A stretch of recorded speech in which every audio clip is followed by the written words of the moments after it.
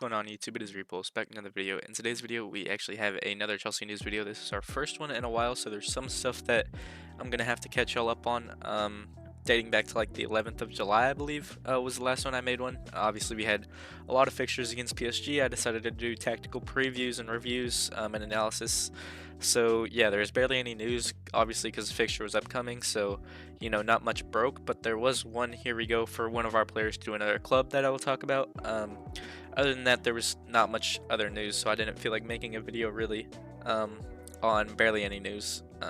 I would have rather just made one big video, which is what this is today. So to begin, there's going to be a little recap of what's happened, and then we're going to get into very fresh news. Actually, there's one news article that I have up there that was just dropped like a couple minutes ago. So yeah, we can just dive straight into this with the news from July 11th, and that is George Petrovic is off to Bournemouth for the 25 million pound package that we asked or had that gentleman's agreement with him for. Bournemouth did reach the agreement with him, and he is going to undergo his medical next week on a 5-year deal to Bournemouth. Fabrizio gave the here we go. Chelsea accept all the final conditions, so I'm guessing it was just the payment structure that was negotiated in this deal. Obviously, we were going to get the 25 million pounds, but it was just how much are you paying up front, how much are you going to amortize, all that stuff, and how many installments are there going to be. But I bet a lot of it is upfront cash. So yeah, we get 25 million pounds for George Petrovic. Yeah, he will undergo his medical at Bournemouth Monday, so that was yesterday. Is when he underwent his medical ahead of his $25 million deal from Chelsea. So yeah, George Petrovic, pretty much a Bournemouth player now. I'm pretty sure the medical was all good. So yeah, he's off to Bournemouth for 25 million pounds again. For those of you who are new, my opinion on Petrovic is that I did want to see him given a chance. Obviously, Sanchez played very, very well in that final.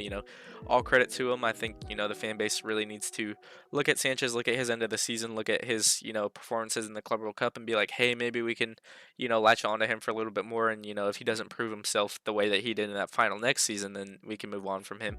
But I was one of the ones who said I did want Petrovic to, get a chance in this tournament at the very least. He went on loan to Strasbourg. He performed very well. We came back. He asked to be number one. Chelsea said, we can't guarantee you that. So Petrovic basically said, well, if I'm not going to be the number one, then I'm not going to stay here. I'm going to go to a club that's going to make me their number one, which was Bournemouth. But, I think Chelsea could have definitely handled that better and, gave him some of the playing time he was asking for. Obviously, you're not going to step in from loan and right away become the number one goalkeeper when you're in a competition with another keeper who we signed for 25 million, actually, for 20 plus 5.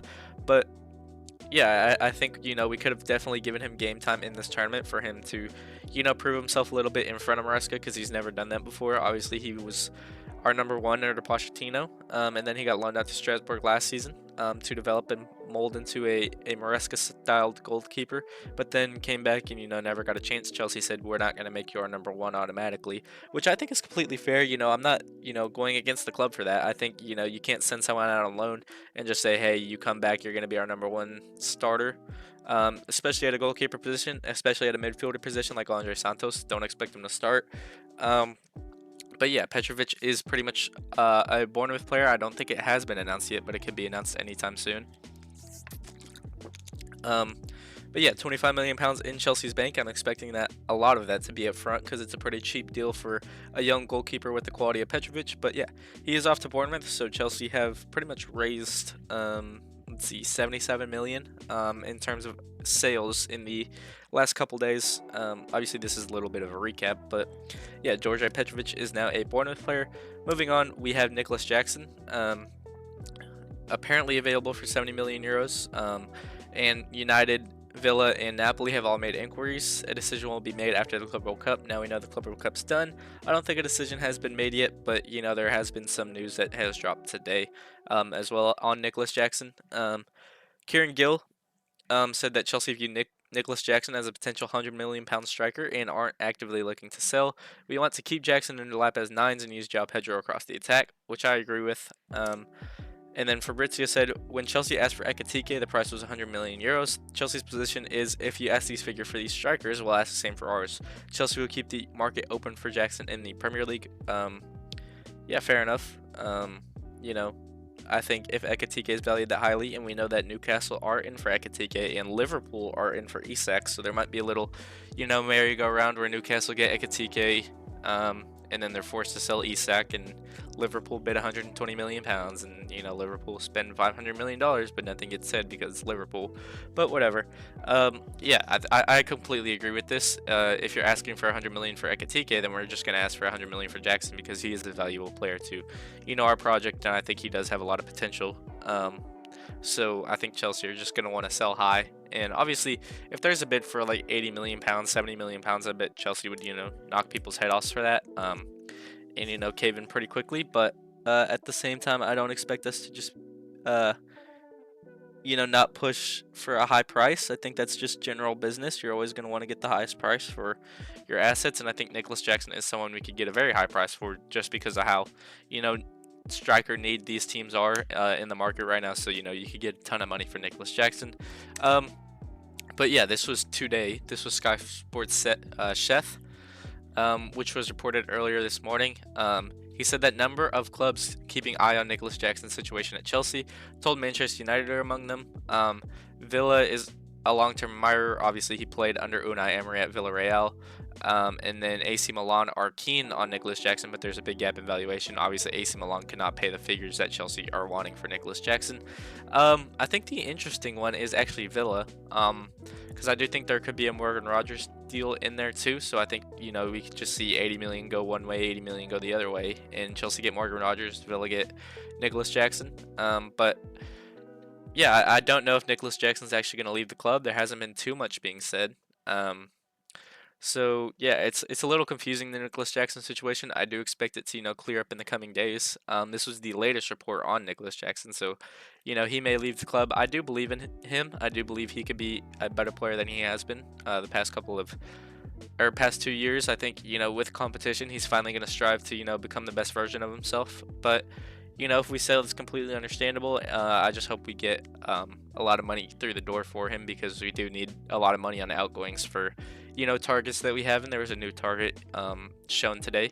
But yeah, it seems like United, Villa, Milan, and Napoli are the ones in the bunch for Nicholas Jackson. I do expect there to be at least a bid or two for the player, and it'll be up to Chelsea to see whether they want to sell or not.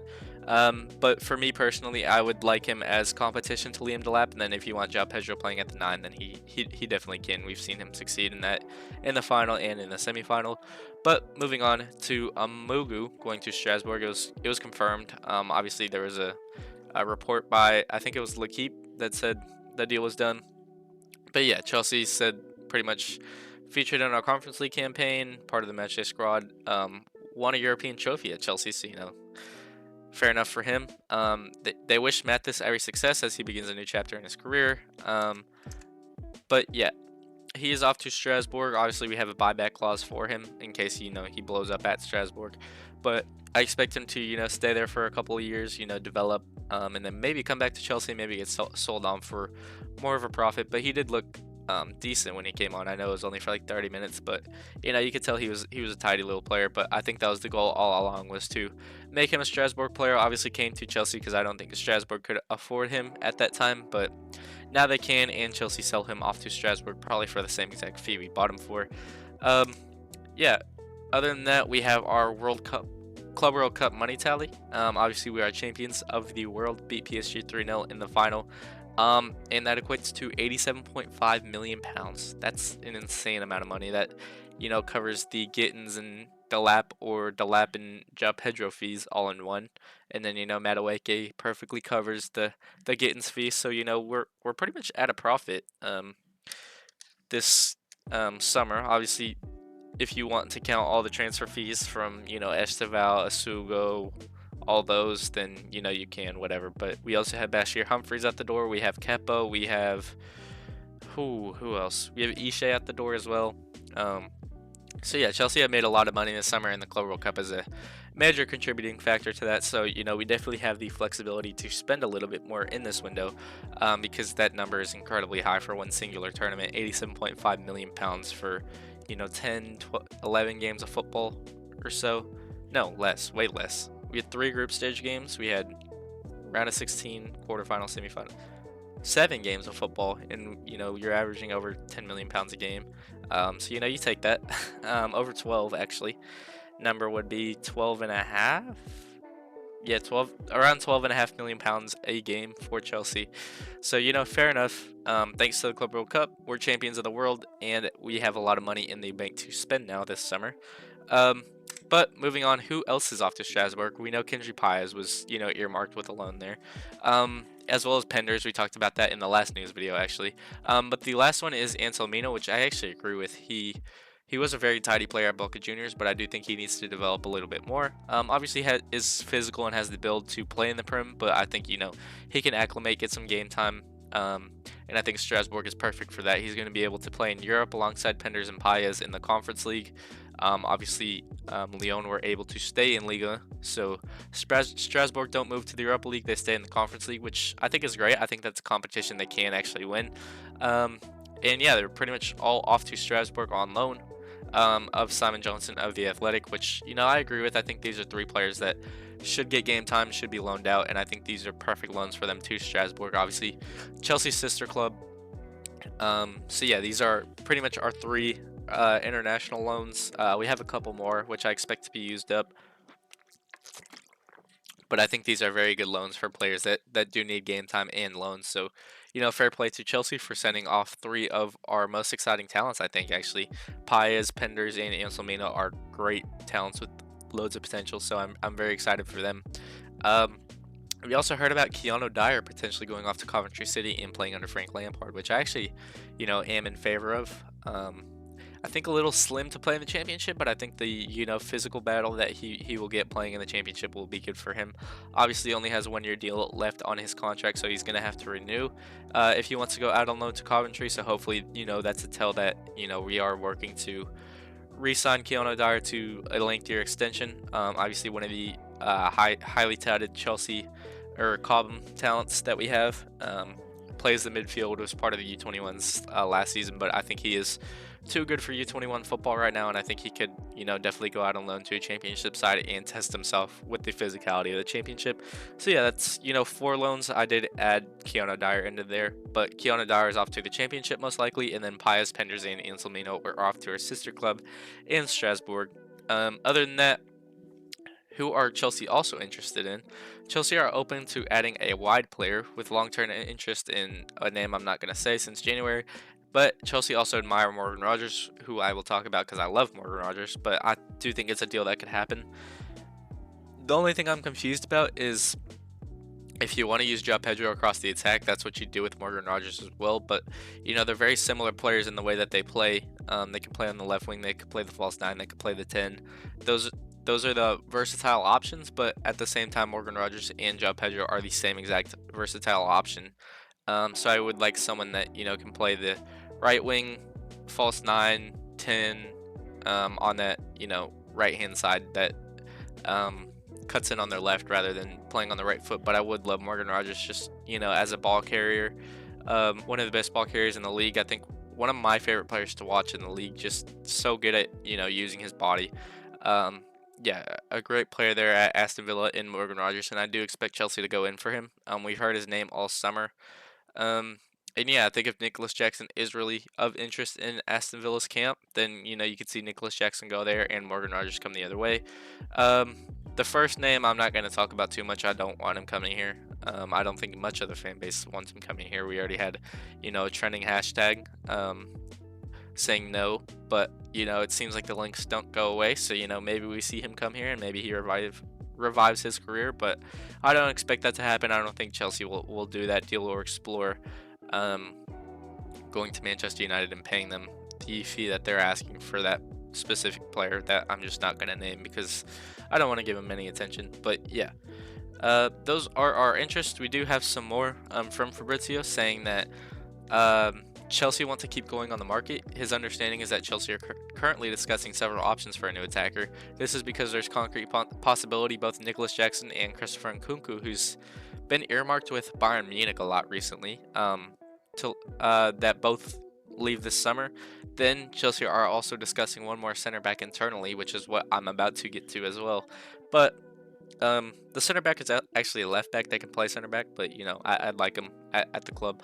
But yeah, I think especially if Nicholas Jackson and Kunku Felix all leave. Obviously, we had Madueke leave, but we have Esteval coming in. Um, that we do go for a new attacker. Maybe we do end up going for Ekatike, who seems like he's probably off to Newcastle, especially if Liverpool get Isak. But yeah, there is concrete possibility of Nicholas Jackson leaving.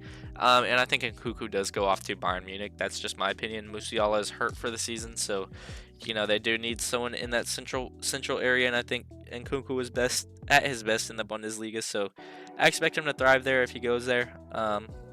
You know, Obviously a very talented footballer, just doesn't really fit at Chelsea. Did have a really good end to the Club World Cup though. I will give him praise for that. I was pretty surprised with the effort he was giving. He was pressing. You could tell he really wanted the trophy. And that's what he got in the end. So fair play to him. But I think he's definitely out the door now. But I do think his value is raised with the way he performed at the Club World Cup. So there's that. Um, Other than that, Ben Jacobs said that Chelsea could look to sign another attacker this season, with Nkunku expected to leave and then Jackson not considered untouchable, so you can see the difference there. You can see Nkunku is pretty much searching for a new club, trying to revive his career somewhere else, while Nicholas Jackson is, content here, but he's not considered untouchable. So, if there's a bid that comes in that we like, Nicholas Jackson could definitely be out the door. And you can see Hugo Ekitike remains a player that the club admire. I don't know if we go in for him. I know Newcastle bid near 80 million euros for him, which is, I think, like 60 something million pounds. So, not a horrible fee. I think that's around the area that I would want to pay for Hugo Ekitike, but no more than that, really. I think 80 million euros is pretty much the cap that I would spend on him. Obviously, Frankfurt want that 100 million euro mark, but I don't expect any team to really match that unless there becomes a bidding war.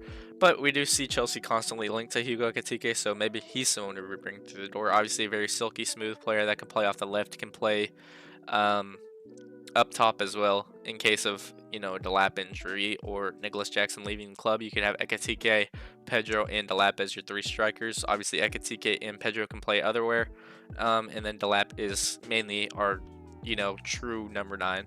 But yeah, we admire the player. Obviously, he is a player to admire. He's very good, but I only expect us to go in for him if Nkunku and Jackson both leave, and I expect that to need to happen soon because I expect Ekitike to be off to Newcastle or somewhere else in the Premier League quite shortly, because it seems like bids are starting to fly in for the player. Moving on to, this is what I was saying, the fresh new link that we had. This was I guess 19 minutes ago now at this point, because I've been recording for 18 minutes, but Chelsea hold fresh talks for Joel Hato, with Liverpool also interested. Ajax are quoting for 60 million pounds, but suitors hoping for closer to 40.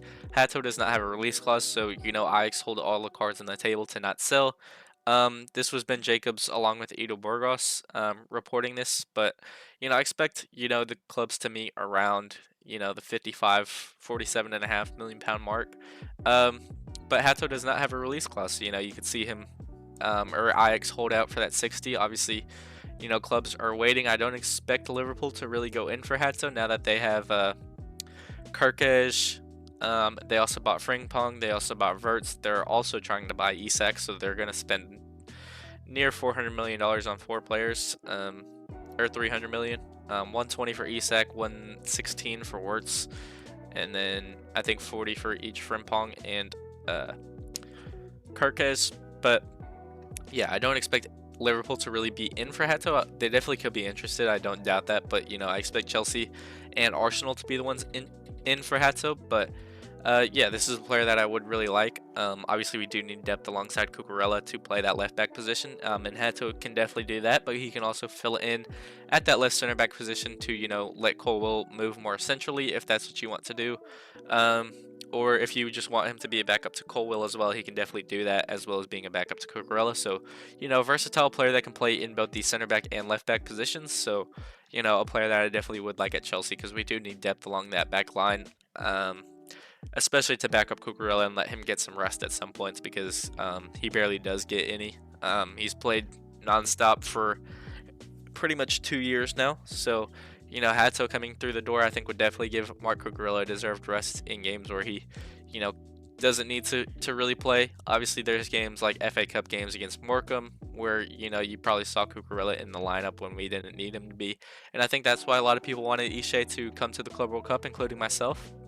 Obviously, he is off to Strasbourg, but now maybe Jarrell Hato is through the door at Chelsea in the near future, which I would really like. I would like him to join us before we have those two preseason games against AC Milan and Leverkusen early August. So a couple weeks there for us to get the deal across the table. So Maresca can work with Hato and see the player up close. Um, Other than that, we do have new front of shirt sponsor talks. The Telegraph said that Chelsea is said to be in talks with 7 to 10 big global companies over a new front of shirt sponsor. Obviously, this was due to the Club World Cup win. It definitely opened up a lot of new doors for us. Um, I'm sure most of y'all are Unistox football fans. I am myself. But if you go watch this video where he's talking about the um, financial things correlating to the Club World Cup if we win it with the badge across our shirt. He was spot on with this. He was like, clubs are going to be at our door trying to pay us any amount of money just to become our front of shirt sponsor. We're in the Champions League. We're world champions. We have the badge across our shirt. They're going to want to be paired with that, especially for the 4 years that we have that badge across our shirt. So yeah, pretty much the day after or 2 days after, we're in talks with 7 to 10 companies over a new front of shirt sponsor who are like, please pick us, please pick us. We'll pay you any amount of money to be your sponsor. We can be in the front of shirt. We just want to be there next to the Club World Cup badge, World Champions badge, as well as be featured in the Champions League, which Chelsea are now a part of. Um, yeah, again, it was quoted here that Chelsea's victory over PSG in the final is expected to help the club secure a new front of shirt sponsor that could be worth £100 million more than the offers resisted last year. So fair enough to Chelsea if their long-term ambition was to win the Club World Cup and then get our front of shirt sponsor deal sealed in. Obviously, we didn't have Champions League football last year either, so deals would have been a little cheaper. We did get Demac for that legendary run at the end of the season, so maybe that's one of the 7 to 10 big companies, and Demac just wants to come back in and give us 90 million a year or something like that. But um, yeah, 7 to 10 companies at our door. I do expect us to have a sponsor in the near future, which would be nice. So I already have 2 new kits. I have the away kit and the home kit, but I could definitely sell those and finally buy a Chelsea shirt with the sponsor on it. But I think the away kit without a sponsor does look amazing, so I might just keep that one. But yeah, new front of shirt sponsor potentially at Chelsea in the near future with tons of clubs at our door, just begging to be partnered with us after winning the Club World Cup. Lastly, we have Joao Felix to Benfica, which is now close. Where is my map? There it is. Yeah. Joao Felix to Benfica is close, says Mr. Dom Smith, that Joao Felix is in talks over a move to Benfica. We saw a Portuguese news outlet also say the same thing a couple days ago, so hopefully Benfica just match our asking price and Joao Felix can be out the door. And that is finally over. I do expect him to be a good player at Benfica. Back at home, I think he just wants to be home. He's a really good player, so it confuses me why he doesn't work out anywhere. I just think being home in Portugal, near friends, near families, is where he needs to be. Just being comfortable with where he's at is where he's going to succeed the most. And I think Benfica is that for him, so I expect him to definitely move back there this summer, and I expect Benfica to, pay near our asking price. I don't expect them to pay our full asking price, but, if we're quoted for 40 million, I expect them to pay at least 30, 35. But yeah, Joao Felix definitely seems like he's going to be a Benfica player this summer. So we're just waiting and seeing when this deal is going to happen, because it could really break it at any point this summer. As it seems like Joao Felix is already earmarked with the move to Benfica, and it's just bound to happen. It's just when is it going to happen is now the question. But yeah, that is everything. We are now caught up on everything Chelsea related in terms of news. There's Todd Bowley interviews that I can speak about. If you want me to, just leave that down in the comments if you want me to talk about that. But if you did enjoy this video, please be sure to like and subscribe. Go follow my Twitter at Maresca's Era, and then I also have a Discord server that is pretty freshly made. There's only a couple people in there, but if you are interested in joining, the link will be down in the description for all of y'all to join. Again, if you did enjoy this video, please be sure to like and subscribe. It lets me know that you do enjoy my content, and definitely strives for me to make more. Motivates me to push out high quality videos and push out more videos a day. But yeah, thank y'all so much for watching, and as always, it's Repulse, and I'm out. Peace.